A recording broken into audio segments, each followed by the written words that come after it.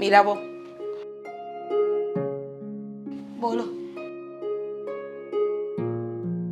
બોલવા એટલે કે કહેવા જ આવી છું તમને કંઈક. જો મમ્મીજી, જો મારા ભાઈના ઘરની કાંઈ પણ વાત હોય ને તો મારે નથી સાંભળવી. મહેરબાની કરીને હવે એ કોઈ વાત મારા મોઢે નહીં કરતા.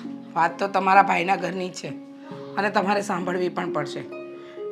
જુઓ, અત્યાર સુધી મેં બહુ અપમાન કર્યું તમારા લોકોનું. ન બોલવાનું બોલી, ન કહેવાનું કહ્યું, ન વગર વિચારે ઘણું બધું કહી ગઈ તમને. આટલી મોટી વાત તમે મારાથી છુપાવી? તમારા ભાઈને આટલી મોટી ભયંકર બીમારી છે એ વાતની જાણ તમે કેમ ન કરી? હું આટલું તમને કહેતી ગઈ, ન બોલવાનું બોલતી ગઈ, હા, ન કરવાનું કરતી ગઈ, છતાંય તમે તમારા મોઢેથી બોલ્યા નહીં કે તમારા ભાઈને શું તકલીફ છે? હા મમ્મીજી, મારે નહોતું બોલવું. મારે તમને કોઈ વાત કરવી જ નહોતી. અરે મારે તો પૈસા પણ નહોતા આપવા. હું પણ સમજુ છું કે આદિત્ય મહેનત કરીને કમાઈને લાવે ને તો એ આપણા ઘર માટે લાવે છે, બીજા કોઈના ઘર માટે નહીં.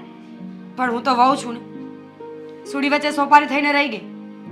અહીંયાનું રાખું તો ત્યાં તકલીફ અને ત્યાંનું રાખું તો અહીંયા તકલીફ. મમ્મીજી, એકનો એક ભાઈ છે મારે. મને એવું લાગ્યું કે પૈસા કરતાં વધારે મારો ભાઈ જરૂરી છે, એટલે મેં એને પૈસાની હેલ્પ કરી. તમારાથી ખોટું બોલી, અને તમારાથી ખોટું બોલવાનું કારણ તમને તો ખબર જ હશે ને. હા, ખબર છે, પણ મને એ વાતનું દુઃખ થયું છે અત્યારે કે મને આ વાતની જાણ નહોતી અને મેં તમને અજાણીએ ન કહેવાના વહેણ કીધા છે. અરે ન કહેવાનું કંઈ પણ કહી દીધું છે, જરા પણ માણસાઈ નથી દાખવી. અને અત્યારે મને જે અફસોસ થઈ રહ્યો છે ને મીરાબો, હું શબ્દોમાં તો વર્ણવી શકું એમ જ નથી. મમ્મીજી, અફસોસ કરવાની જરૂર નથી. માણસ સમયસર સમજી જાય ને એ જ મોટી વાત છે. મારા ભાઈની તકલીફ દિવસે દિવસે વધતી જાય છે. આપણા ઘરના ઝઘડા અને એના શરીરનું દુઃખ, આ બધું જોઈ જોઈને હવે તો મને પણ કંટાળો આવી ગયો છે. મીરાબો, બસ હવે મારાથી ભૂલ થઈ ગઈ છે, પણ મારે મારી ભૂલને સુધારવી છે. મેં તમારા ભાઈ ભાભી બધાનું બહુ અપમાન કર્યું છે. તમારું આ જ ઘરમાં મારા ઘરની લક્ષ્મીનું મેં અપમાન કર્યું છે. ન બોલવાના વેણ બોલી છું. માફ કરી દો મને.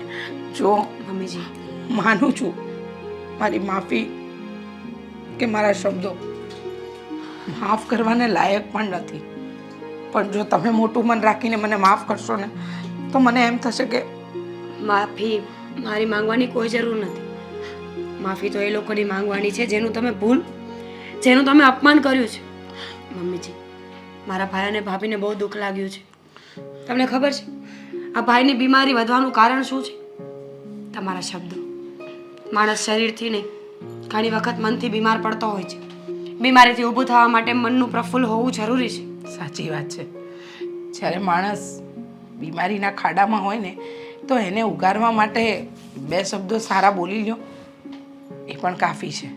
પણ અત્યારે તો આપણે એની બીમારીનું પણ ગેરફાયદો ઉઠાવ્યો. મેં તો મને નહોતી ખબર.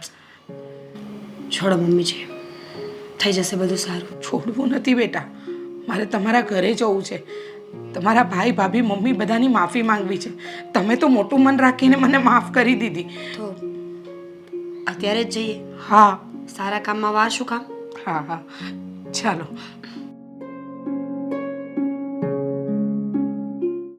ખબર નહીં મારા કિસ્મત કેવા છે.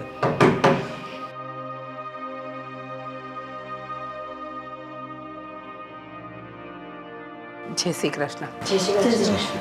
અચાનક કંઈ થયું છે? શું કામ આવ્યા છો?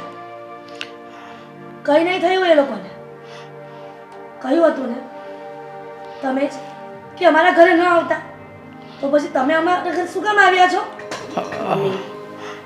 એક મિનિટ, તમને એવું લાગ્યું ને કે હું એવું કહીશ? વેવાણ, તમારા જેવા અમે નિષ્ઠુર નથી કે અમે કોઈનું ઘરે આવેલા વ્યક્તિઓનું અપમાન કરીએ. મમ્મી પ્લીઝ હવે થોડી શાંતિ રાખો ને. કેમ બેટા, તારો ભાઈ જ્યારે ઘરે આવતો હતો ને ત્યારે હમણાં જ રોક્યા હતા ને? જો એ જે થઈ ગયું એ પતી ગયું ને. મમ્મી જ્યારે તમારા લોકો સાથે વાત કરવા આવ્યા છે, માફી માંગવા આવ્યા છે, એ વાત તો કરી લો. અને કોઈ પણ માણસ આપણા ઘરે સામે ચાલીને આવે ને આપણે એના જેવું ના થવાય. એક મિનિટ મીરા બહુ, હું વાત કરી લઉં.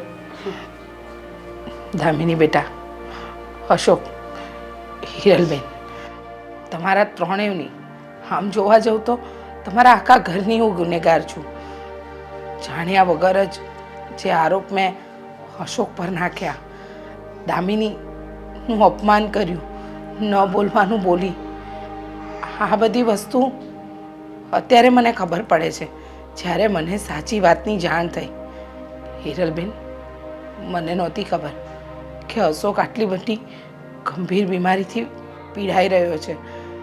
જુઓ, ખબર હોત ને તો ક્યારે હું આવી રીતે એની સાથે વર્તન ન કરત. હિરલબેન, તે દિવસે તમારા દીકરા અને વહુ મારા ઘરે આવ્યા હતા તો મેં રસ્તામાં એમનું એવું અપમાન કર્યું. કદાચ એમની જગ્યાએ કોઈ બીજું હોત ને તો મારું અપમાન કરી નાખત. પણ તમારા સંસ્કાર એવા છે ને કે ના તમારી વહુ કે ના તમારા દીકરાએ કે ના તમારી દીકરીએ ક્યારેય મારું અપમાન નથી કર્યું. મને સમજાવવાનો જ પ્રયત્ન કર્યો છે પણ હું મૂર્ખ હતી કે સમજી ન શકી. હવે મને સાચી હકીકતની જાણ થઈ ગઈ છે. જો મને ખબર છે મેં જે ભૂલ કરી છે ને એ ખરેખર માફીને લાયક નથી, પણ છતાંય તમે માફ કરશો તો હું સમજીશ કે તમે મારા કરતાં પણ દિલથી ધનવાન છો. તમે આ કેવી વાત કરો છો? માફી તો મારે માગવાની જરૂર છે. ના ના બેટા. કેટલા રૂપિયા હું ઘરેથી લઈ જતો તમને ખબર છે? હા, મને બધી વાતની જાણ થઈ. મારો દીકરો હંમેશા પુણ્ય કરતો રહ્યો અને હું પાપના પોટલા જ બાંધતી રહી. ખબર નહીં મને રૂપિયાનું એવું તો શું અભિમાન આવી ગયું કે માણસને માણસ નહીં ને કીડા મંકોડા સમજવા માંડી. જુઓ, આજે તમારી દિલથી માફી માંગવા જ આવી છું. વિવાહ, તમે આવી રીતના માફી માંગીને અમને પાપમાં ન પાડે. કાળા માથાનો માનવી તો ગમે ત્યારે ભૂલ કરે ને, પણ ભૂલ સુધરી જાય ને એ મહત્વની છે. પણ જો ભૂલ સમજાય છે અને ભૂલ ઉપર ભૂલ કરે ને એને પાપ કહેવાય છે. પણ આ સાચા સમયે તમને સમજણ આવી ગઈ ને એ ખૂબ સારી વાત છે. પણ વિવાન, આ તમારી પાસેથી જેટલી પણ મદદ લીધી છે ને એ અમે એક એક પાય તમને ચૂકવી દઈશું. ના ના હો, એકે રૂપિયો મને નથી જોઈતો. મારે એકે રૂપિયો ન જોઈએ.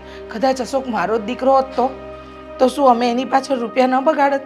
અને ભગવાને મને એક દીકરો આપ્યો છે ને આદિ, એમ હું અશોકને પણ આજથી મારો દીકરો જ માનું છું. ચલો બસ હવે, આ મળ્યા ત્યારથી બધા એકબીજાની માફી જ માંગે છે. કોઈ કઈ સારી વાત કરશે? સારી વાત તમે કરો, દામિની બેટા કરશે. દામિની, ખરેખર તે મને માફ કરીને. પણ તમે તો ખાલી ખોટી માફી માંગી. અમે તો તમને એવું કંઈ કીધું જ નહોતું ને. અમે ક્યાંથી કહી શકવાના? તમે બેનબાના સાસુ છો એટલે તમે અમારું પરિવાર થયા. અમે શું કામને તમને કંઈ કહીએ? હા તો તમારે મોટાઈ કહેવાય. તમે હૃદયથી ધનવાન કહેવાઓ. ભલે ભગવાને તમને રૂપિયા નથી આપ્યા પણ ભગવાને તમને હૃદય બહુ વિશાળ આપ્યું છે. તમારે માફી જોઈએ છે તો એક શરતે મળશે. કઈ શરતે? ચા પીને જવું પડશે. ચા જમીને જવાની? અને આજ પાછું દવાખાને જવાનું ડૉક્ટરનો ફોન આવે છે. હા તે વાંધો નહીં. કંઈ પણ જરૂર હોય ને બેટા તો હું જાતો નહીં, અમે છીએ તારી સાથે. વિવાન, તમે કીધું ને એટલું જ અમારા માટે સારું છે. હવે તમે અમારી સાથે છો ને એટલે અમને કાંઈ ચિંતા નથી.